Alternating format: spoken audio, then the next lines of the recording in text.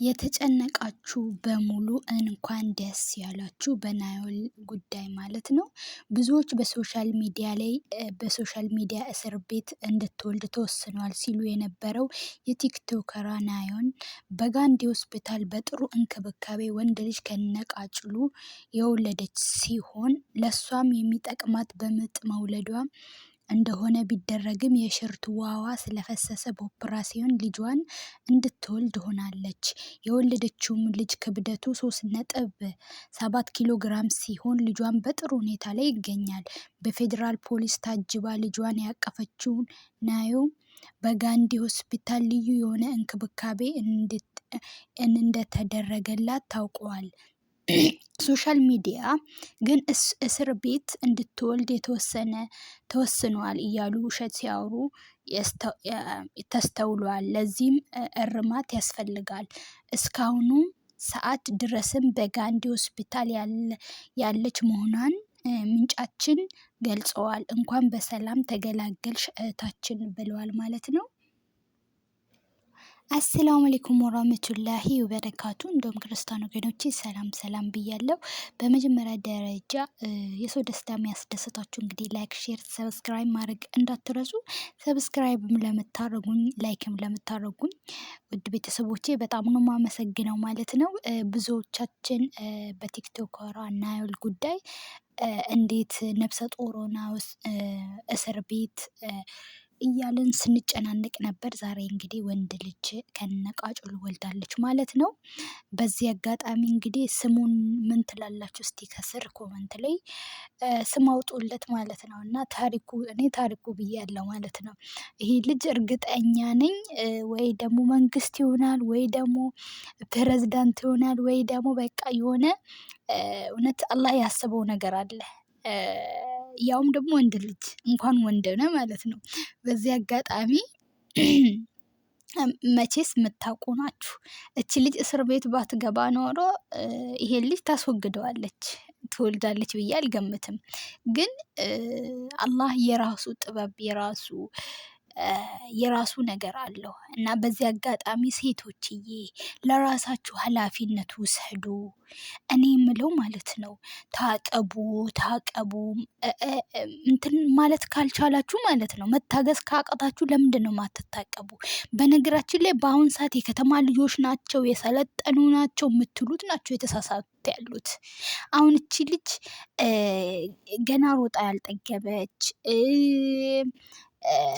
ታውቃላችሁ ጆን ዳንኤል የማናት ያችኛዋ ስሟ ጠፋብኝ የእሷ ጓደኛ ነበረ የጃኒ በምን አጋጣሚ የሆነ ዘፈን አብሯት ሰራ። ከዛን ምናምን ሰው በቃ ምናምን ሲል ሃይ ጓደኛዋ ሁሉ እንኳን አይደለም። እና ለምንድነው እኛ ሴቶች በራሳችን ኃላፊነት ማንወስደው? ወንድ አሁን እሷ ናት በዚህ ልጅነቷ ቅስሟ የተሰበረ የምር እስር ቤት ያለችው ፎቶ የወጣው ምን ያህል ቅስሟ እንደተሰበረ ፊቷ ያስታውቃል። በማክስ ራሷን ሸፍና ቢሆን ራሱ እና ለምንድነው እዚህ ምድር ላይ ለምናመጣው ልጆች ራሱ ኃላፊነት ማንወስደው? ለምንድን ነው? ሴት ልጅ ማለት እንቁላል ናት። እንቁላል መቼስ መሬት ላይ ከወደቀ ይመለሳል፣ ይሰበራል።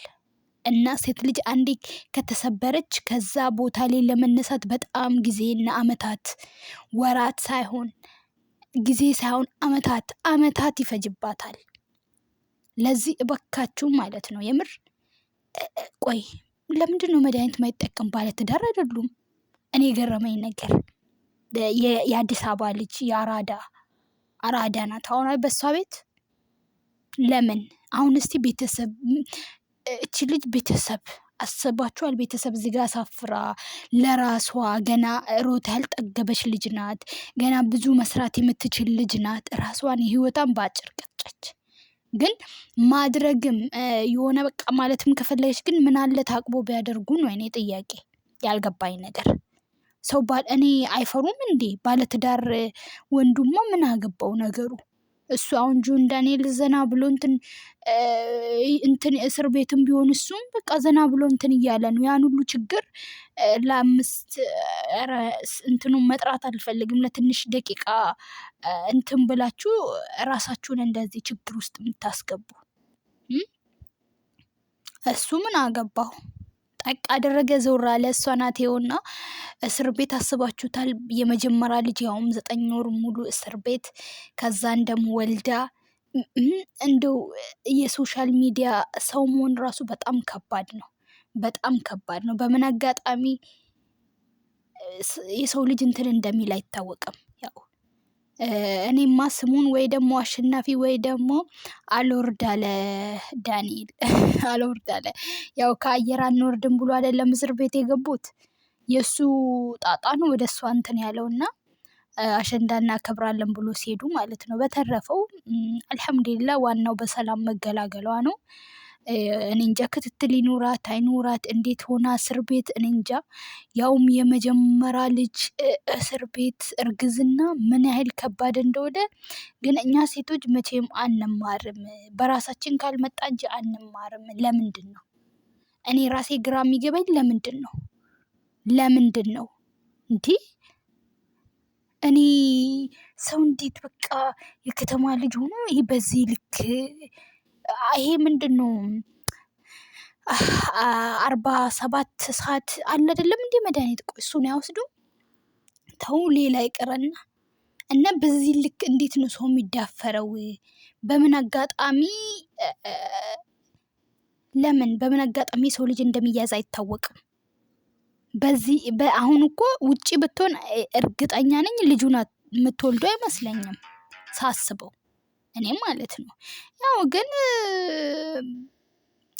ፈጣሪ ከላይ ጻፈና ከአየር ላይ ወደ እስር ቤት ተነዱና አሸንዳውም ቀረ፣ እሷ ማረገዘች እንጂ እና ግን ለበጎ ነው። ዋናው ልጁ በሰላም መወለዱ ነው፣ ጤናማ መሆኑ ነው፣ ሰላም መሆኑ ነው። ስንት አለ እና ግን ሴቶች ተመከሩ፣ ተመከሩ፣ ለራሳችሁ ኃላፊነት ውሰዱ። ወንድ ልጅ ቢያስረግዝም ይሄው ልክ እንደዚህ አንቺ ነሽ ፊዳሽ የምታይ፣ አንቺ ነሽ ጣጣሽ የምታይ። እስር ቤት 9 ወር ሙሉ እስር ቤት የእርግዝናን ጣም ሳታቅ እዛ ጋር ጭንቁ አለ፣ ስንት ነገሩ አለ። አታሳዝንም? እችን የመሰለች ልጅ አታሳዝንም? ግን ስብርዋቷን አላህ ይጠግንላት። እች ልጅ ጀግና መሆን አለባት ከዚህ ስብራት ለመውጣት ማለት ነው። የሶሻል ሚዲያ ሰው ስትሆኑ ደግሞ ይገንባችኋል። አስባችሁታል? ግን ሁሉም ነገር ለበጎ ነው፣ ሁሉም ነገር ለኸይር ነው። እንግዲህ አላህ ስብራቷን ይጠግናት። ግን እኔ ጆን ዳንኤል ወጥቶ እኔ ጥያቄ ከስር ሁለቱም ሲወጡ ያገባታል? የልጇ አባት ሆኖ ይቀበላታል? የኔም ጥያቄ ነው ወይስ ደግሞ ልጁ ጆን ዳንኤል ነው ወይስ የሌላ ሰው ነው? ግራ የሚገባ ነገር ማለት ነው። እሱ ዲኤንኤ አለ፣ ስትወጣ እናረጋግጣለን፣ ችግር የለውም። ግን ደግሞ ሴቶች እንዴት ነው አንቺ የጓደኛሽን ፍቅረኛ የእንትና ማናት ያቺ ስሟ ጠፋብኝ የእሱ ፍቅረኛ ስሟ ጠፋብኝ እናትዬ፣ እና የእሷ መሆኑን እያወቀች እንዴት ነው እሷ ከሱ ጋር አሸሼ ገዳም የምትለው? እኔ ግራ ግብት ነው የሚለኝ። የጓደኛችሁን ፍቅረኛ የሚያምራችሁ ለእኔ ጥያቄ ማለት ነው። የጃኒ ፍቅረኛ እንደሆነ ታውቃለች ጆን ዳንኤል፣ እና እንዴት ነው ከሱ ልታረግ የቻለች? ከዛ ጓደኛ ሆና ማለት ነው፣ ከሷ ጋር ጓደኛ ሆና። እኔ ግን ሴቶች ለምንድን ነው ለምንድን ነው የሰው ነገር የሚያምራችሁ? ለምንድን ነው? አሁን እኔ ጥያቄ ጆን ዳንኤል ሲወጣ ከእስር ቤት ለሁለት ሲወጡ ያገባታል ወይስ አያገባትም?